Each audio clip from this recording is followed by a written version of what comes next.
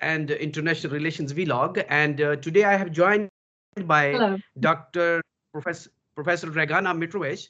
She is the head of the Center for Asian Studies, Faculty of the Political Science, University of the Belgrade, and she is also the founder of the Institute of Asian Studies. So thank you very much, Professor Dragana, for joining me.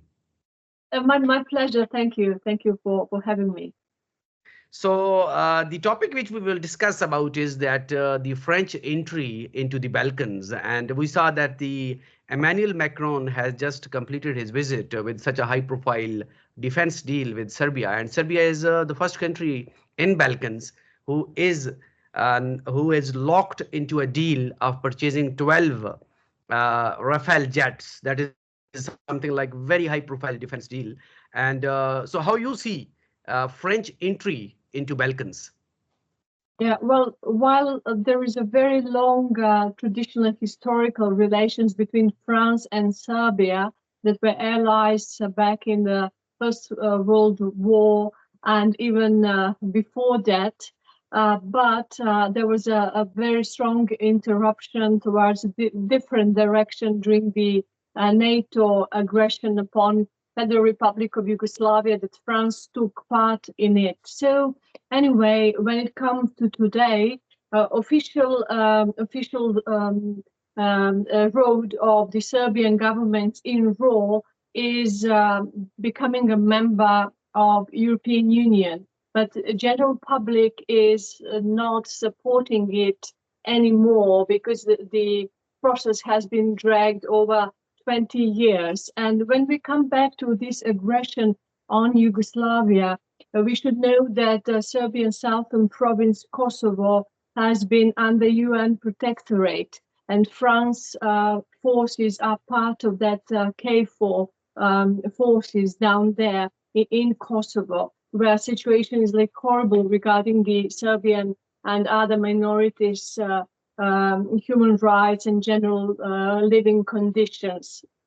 And general public in Serbia is, of course, is very unhappy with the French attitude, including President Macron, who is for himself enough controversial. We could see his approaches towards war in Ukraine. Like one day he would like to go and meet President Putin. The other day he would even send troops. The next day, again, he's waiting for President Putin to call him. So we see France, as I understand, trying to become like a major EU force and political and geopolitical force, while the reality is very complex regarding EU itself, regarding relations with Washington, then economic situation throughout European Union based on that abrupt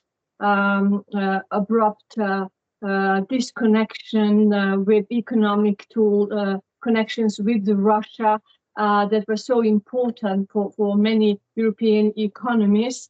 And also, globally speaking, the importance of European Union has been declining. We can just mention the France losing its post-colonial imperial status in Africa in a very brutal and even humiliating way. So I see President Macron's beyond good personal relations with Serbian President Vučić wanted to make a move to say that France is going to have bigger saying in the Balkans, and Balkans and Serbia is like a central country in the Balkans, has been under scrutiny and special attention from different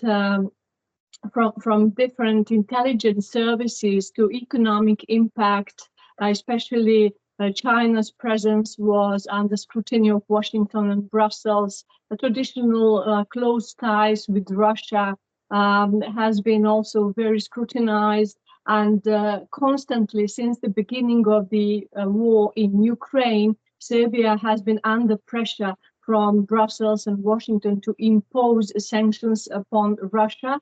And during even this visit, Serbian President Vučić said, no, we are not going to impose sanctions upon Russia. Well, of course, as you said in your introductory this visit shows France coming to the Balkans and making major deals beyond this one, which is supposed to happen in the future. But I would like to remind you that Serbia has unsuccessful attempts to purchase another sort of weaponry from France. Agreement was made, even something was paid, but nothing happened. So this is going allegedly to happen in like several years in 2028. And I think Greece and Croatia recently purchased the same type, but like second-hand of these aircrafts. And the price was set as 2.7 billion euros for 12 items, as announced by Serbian president yesterday. Also, there were talks about cooperation in nuclear energy and transfer of technology from France to Serbia. As we know, France is the biggest Western European power when it comes to nuclear energy and technology. So there are also talks about that, also IT cooperation, investments, etc. And French corporations are already engaged in construction of Belgrade subway together with the Chinese corporations. So all that together plus cultural cooperation was a package. Mm-hmm. But what we can say as a criticism, not just from opposition, but from a neutral analysts, there was a question, how smart is it? Of course, everybody could say it's a very smart move, not only to depend upon purchasing of weapons and technology and knowledge from traditionally based on former Yugoslavia, Soviet Union cooperation, not being totally dependent upon Russia and recently China. But also it's smart to switch on, diversify. But how smart is it to rely on purchasing such super modern, as said, jets from a NATO country? There is a controversy regarding the software that actually disable a country to use such jets against other NATO countries. So who controls the usage of such so expensive and sophisticated weapons? There were questions about that. And how can you trust any NATO country after the experience we had? And actually, France recognized the independence of so-called Kosovo. So a majority of people in Serbia have problem seeing that as benevolent and friendly regards Serbia. Okay. Yes. So due to the crunch, like the economic crisis all around the world, so how you think that recently we saw there was a very big protest in Serbia against the lithium, and so how you see that the attitude and the response from the people of Serbia about this deal? I mean, how they have this gesture towards this deal? How they feel about this deal?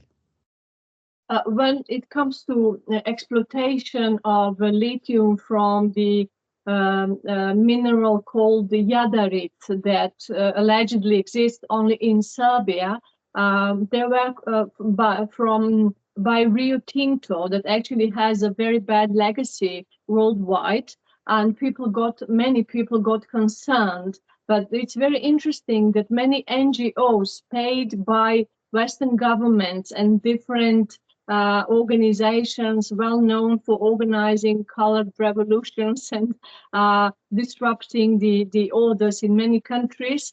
At this time, they are supporting and financing local NGOs to join these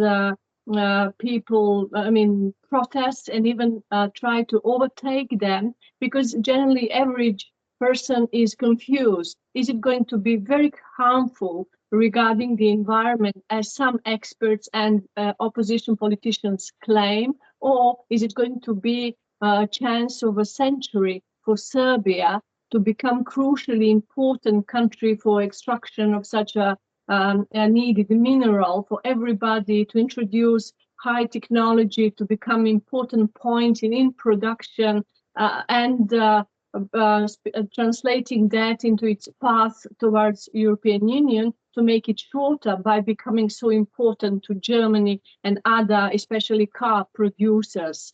So there is a sharp divide in public in Serbia, and a heated debate, and its debate is still open. So Serbian government's openness towards Germany and other Western powers that suddenly wants to present themselves as good friends of Serbia, while at the same time they're supporting self-declared independence of Kosovo and not doing anything to protect dignity and living conditions for Serbs in Kosovo and the UN protectorate. They are under, it's not acceptable for many in Serbia, and people have doubts about how could we trust them based on their previous or maybe everyday's behavior, not just in Serbia, but in so many other places around the world. Okay, so what about the response from the Russia? Because I think Serbia is a major ally with Moscow, and after this deal to purchasing this 12 jets from a NATO country, mean that what kind of the mean that the reaction or comments that could comes from Moscow? We couldn't see any official reaction. Of course, there is something important to know that historically, based on a shared religion, values, closeness, ethnic and other sort of closeness towards between Serbian and Russian people, there is a huge support for Russia in Serbia. And many in Russia also see Serbia as a closer nation and respect that we did not introduce sanctions against Russia because over 80% of people are against it. But there was a sort of a comment, I think I read it on Sputnik, like French President Macron, when entering airspace of Serbia, was welcomed by 2 super jets. But these super jets are actually, of course, Russian super jets that Serbian army is using. So it's a sort of political irony and geopolitical irony. But I think that Russia, we will see what will happen with this purchase. But I think, you know, it's not just the purchase. You have to have support. You have to have technicians. You need to train pilots. I think it's a long way towards the realization of that deal. So far, I don't think that Russia will see that as Serbia stepping away from Russia, because even technically, it is very difficult to purchase any weaponry from Russia because our airspace is surrounded by NATO member states and it's controlled by NATO. So delivery of anything that we would like to purchase is really so far something that is not possible to happen. So I think they are realistic in that sense. So it's mean that, as you mentioned previously also, that Serbia had such kind of agreements, defense agreement, but these agreements were not matured at that time. Yes, well, I want to point out that Serbia is militarily speaking a neutral country, and we insist that on military terms we are neutral. So we are at least on paper free to purchase weaponry from whoever we would like and consider being useful. But yes, several years ago we ordered some super super modern French missiles, but they never arrived to Serbia for unknown reasons. And as we know, when now regarding the war in Ukraine, the NATO countries are counting their stocks and what they are in possession of and what they are lacking, we see there is a problem in production or something. So I guess something like that happened. So that is why I'm very cautious when speaking about this delivery. And I would also like to mention that Emirates, United Arab Emirates, just postponed the purchase of the very same jet fighters from France based on the arrest of the creator and CEO of Telegram. And our president also publicly criticized his arrest as attempt to control the freedom of speech. So I would suggest Serbia do something the same or similar. So anyway, I think it's a long way until the realization of this deal. Okay, so you also mentioned that as Serbia is, that the landlocked and it is surrounded by the NATO countries, and it would be difficult to engage any such kind of defense deal with Russia. So do you think that this could be some sort of the deal under pressure from the NATO countries and on Serbia? You mean this purchase from France? Yeah. No, I don't think so. I don't think so. I think it was idea of our president. He announced it several years ago, like that would be smart to purchase something super modern and that would enhance our military might, because all countries surrounding Serbia may be under NATO pressure because as member states, or just because that is unfortunately the global trend, militarization and modernization of weaponry, spending enormous amounts on weaponry. So we are following the trend. And I think it was the idea of our president and his advisors that would be smart to get something so superb. But as we could see in Ukrainian war, some other types of weaponry were previously advertised as superb, the best or whatever, but then on the battlefield they failed. Thank you very much, Dr. Dragana Mitrovic, for your great insight and to break it down this Balkan deals. Thank you so much. Thank you. Thank you for having me. My pleasure.